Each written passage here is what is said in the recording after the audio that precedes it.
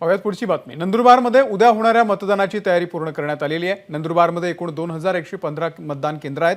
दरम्यान इथल्या मतदान केंद्रावरून आढावा घेतला आमच्या प्रतिनिधींनी। नंदुरबार लोकसभा मतदारसंघासाठी उद्या होणाऱ्या मतदानाची तयारी प्रशासनाच्या वतीनं पूर्ण करण्यात आलेली आहे।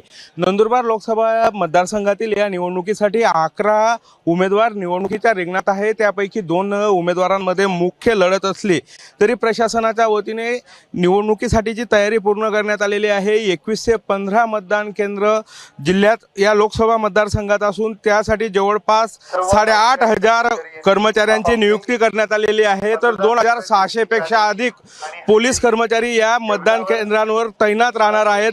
तर मतदान केंद्रांवर साहित्य पोहोचविण्यासाठी 700 पेक्षा अधिक वाहनांचा वापर करण्यात येणार आहे। प्रशासनाच्या वतीने मतदानाची तयारी पूर्ण करण्यात आलेली आहे। तर सातपुड्याच्या दुर्गम भागात असलेल्या मतदान केंद्रांवर मतदान साहित्य पोहोचविण्यासाठी नर्मदा काठावरील मतदान केंद्रांना बोटीच्या सहाय्याने मतदान साहित्य पोहोचवलं जाणार आहे। प्रशासनाच्या वतीनं आता तयारी ही अंतिम टप्प्यात आहे। उद्या होणाऱ्या मतदानाची जय्यत तयारी जिल्हा प्रशासनाकडून सुरू आहे। विकेश पाटील, एबीपी माझा, नंदुरबार।